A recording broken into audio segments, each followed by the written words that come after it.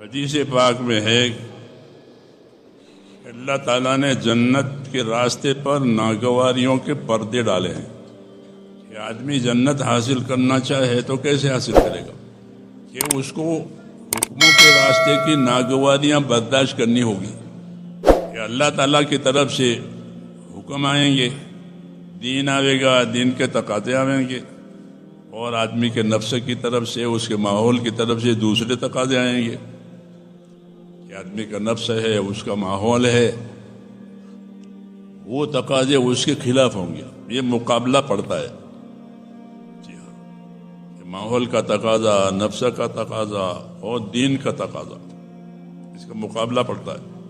تو حضور نے آگاہ کیا کہ اگر جنت میں جانا ہے تو جنت کے راستے میں ناگواریاں ہیں، وہ یہ ناگواریاں ہیں کہ حکموں پر چلنے کے لیے اپنی خواہشیں اور بہت سی غیر ضروری چیزیں قربان ہوگی۔ ضرورت قربان نہیں ہوتی، ضرورت تو پوری کرنی ہوتی ہے، کیونکہ ضرورت کے لیے انسان مجبور ہوتا ہے، اس لیے ضرورتیں نہیں قربان کروائی گئی، زائد چیزیں قربان کروائی گئی ہے، کیونکہ وہی زائد چیزیں روک رہی تھی، اس کا تعلق خواہشات سے تھا، اس لیے وہ زائد چیزیں قربان ہو جاوے۔ جب زائد چیزیں قربان ہو جائے گی تو پھر حق کا راستہ آسان ہو جائے گا۔ اس لیے حکم ہے، حضرت عمر فرماتے تھے کہ اپنے آپ کو خیر کے کاموں کا عادی بناؤ، خصوصاً جو لوگ اللہ کے راستے میں جاتے تھے۔ سعد بن ابی وقاص جا رہے تھے اللہ کے راستے میں ایک بڑا مجمع لے کر کے، تو ان کو بہت سی ہدایتیں دی، ان ہدایتوں میں ایک ہدایت یہ بھی تھی، اللہ کے راستے میں جا رہے ہو تو اپنے آپ کو خیر کے راستوں کا عادی بناؤ۔ حضور صلی اللہ علیہ وسلم دنیا اور آخرت کی خیر لے کر آئے ہیں، آپ صلی اللہ علیہ وسلم کے راستے سے ہٹ کر کوئی خیر نہیں ہے، چاہے وہ کتنا ہی خوبصورت موضوع ہو، لیکن اس میں کوئی خیر نہیں ہے۔ خیر تو اللہ نے حضور صلی اللہ علیہ وسلم کے طریقوں میں رکھی ہے، دین میں ساری خیر ہے، اس لیے کہتے ہیں اسلام میں خیر کے طریقے بہت ہیں، وہ ایک طریقہ نہیں ہے اللہ تک پہنچنے کا۔ کتے کو پانی پلا دے تو بھی اللہ تک پہنچ جاوے،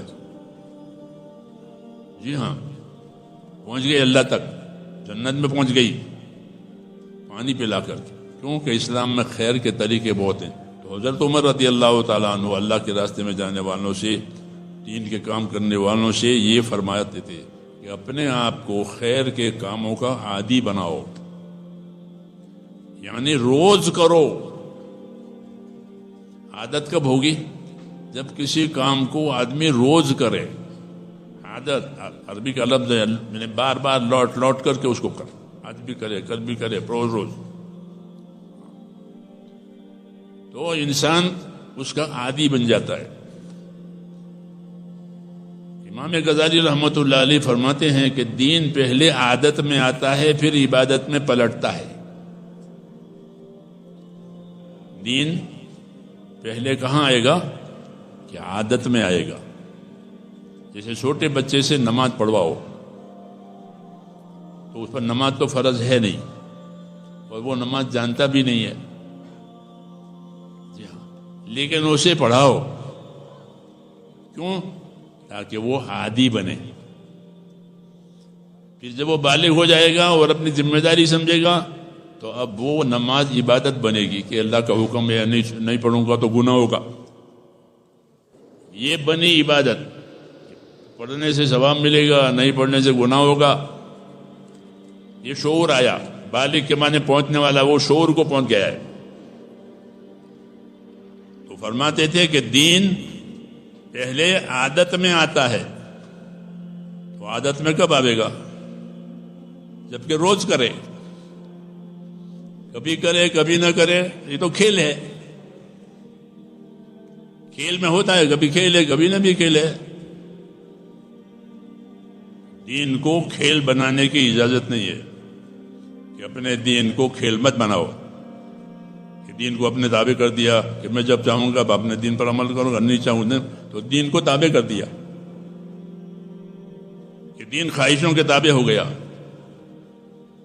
کہ نماز ہمارے تابع نہیں، نماز نہیں، نماز کے ہم تابع، جی ہاں، حکم کے ہم تابع نہیں کہ حکم کو اپنے تابع۔ کیونکہ خواہشوں کا غلبہ ہوتا ہے تو پھر حکم کو خواہشوں کے تابع کرتے ہیں. ابن مسعود اپنے شاگردوں سے فرماتے تھے کہ آج تم اس دور میں ہو کہ خواہشات حکم کے تابع ہے.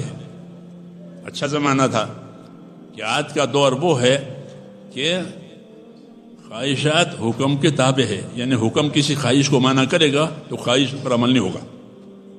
تو فرمایا آج تم اس دور میں ہو کہ خواہشات حکم کے تابع ہے.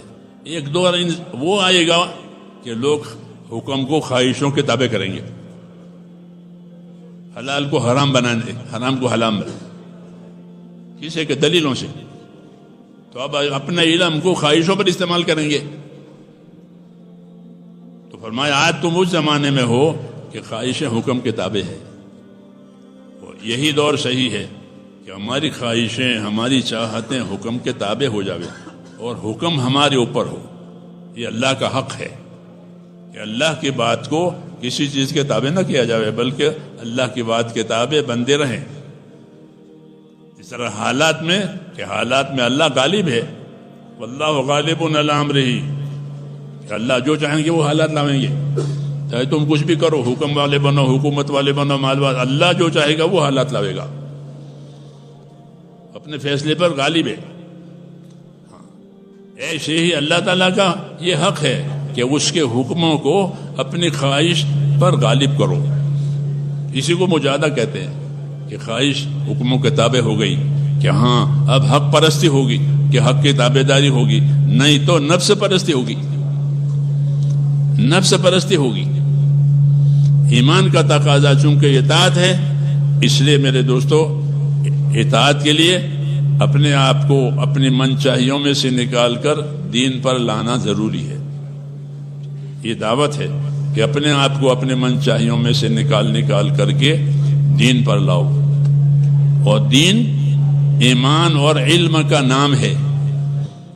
اللہ رسول سے تعلق، پھر اس تعلق کا علم کہ اس تعلق کے کیا تقاضے ہیں، اس تعلق کے کیا طریقے ہیں، اس کا علم ہونا ضروری ہے. بغیر علم کے عمل صحیح نہیں ہوتا. کوئی بھی ہنر سیکھے بغیر صحیح نہیں ہوتا. کہ بھئی گاڑی چلانی ہے کہ پہلے سیکھو، لکھنا ہے تو پہلے سیکھو، کہ سیکھ کر کے صحیح کرے گا. اللہ تعالیٰ نے انسان میں سیکھنے کی، سکھانے کی طاقت رکھی ہے. علم الانسان ما لم یعلم، اللہ نے انسان کو سکھایا وہ بات ہے جو وہ نہیں جانتا تھا. دین کا بھی یہی تقاضا ہے میرے دوستوں کے. دین چونکہ ایمان کا اور علم کا نام ہے، اس لیے دین کو سیکھنا ضروری ہے. دین سیکھیں گے تو حق روشن ہوگا، دین نہیں سیکھیں گے تو حق کیسے روشن ہوگا؟ اس لیے ایمان اور علم یہ دونوں دین کے تقاضے ہیں. نبیوں کے ذریعے سے ہم کو یہی دو چیزیں ملتی ہیں. لا الہ الا اللہ یہ ایمان ہے، محمد الرسول اللہ یہ علم ہے. محمد الرسول اللہ کیا ہے؟ علم. علمک ما لم تکن تعلم وکان فضل اللہ علیک عظیما. یہ کہا نبی صلی اللہ علیہ وسلم کے بارے میں کہ اللہ نے آپ کو وہ علم دیا ہے جو آپ نہیں جانتے ہیں، اور اللہ کا فضل تو آپ پر بہت ہے. جی ہاں، لا الہ الا اللہ یہ تو ایمان ہے کہ جو ہوگا وہ اللہ سے ہوگا، جو کرے گا وہ اللہ سے کرے گا. زمین آسمان ساری کائنات اللہ کے تابع ہے، حالات بھی اللہ کے تابع، اسباب بھی اللہ کے تابع، نتائج بھی اللہ کے تابع. اس لیے ہر حال میں اللہ کی تابع داری ضروری ہے. پھر تابع داری کے طریقے کہ وہ محمد الرسول اللہ سے ملیں گے. دنیا شعبوں کا نام ہے. کس کا نام ہے؟ تجارت کا شعبہ، زراعت کا شعبہ، حکومت کا شعبہ، مزدوری کا شعبہ.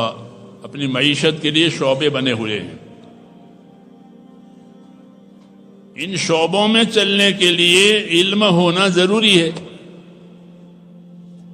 ان شعبوں میں علم کے ساتھ چلے گا تو دین پہ محفوظ رہے گا، اور ان شعبوں میں اس کو علم نہیں ہوگا تو وہ ان شعبوں میں اپنی مرضی سے چلے گا. پہلے انبیاء کرام علیہ السلام مختلف شعبوں کے لیے آتے تھے، کیونکہ لوگوں نے ان شعبوں کو بگاڑا تھا، تو اس کی اصلاح کے لیے آتے تھے. جی ہاں، انہوں نے یہ شعبہ بگاڑا ہے. انبیاء کرام کے ذمے مختلف خدمتیں تھیں. حضور صلی اللہ علیہ وسلم چونکہ پورے عالم کے لیے، پورے اور قیامت کے لیے نبی ہیں، آپ صلی اللہ علیہ وسلم کو وہ دین دیا ہے عمل کے لحاظ سے بھی، علم کے لحاظ سے بھی، ہر لحاظ سے، جو تمام شعبوں کے لیے رہبری کرے گا. اس لیے آپ نے تمام شعبوں والوں کو اپنے دین کی طرف بلایا ہے. یا ایھا الناس کر کے، اے لوگو اللہ کی طرف آ جاؤ، تم کامیاب بن جاؤ گے. سب کو دعوت دی ہے. کیوں کہ ان کو ان کے شعبوں کی ہدایت دینی ہے تاکہ وہ اپنے شعبوں میں دین پر چل کر کے کامیاب ہو جائیں. بس یہی مقصد ہے دعوت کا،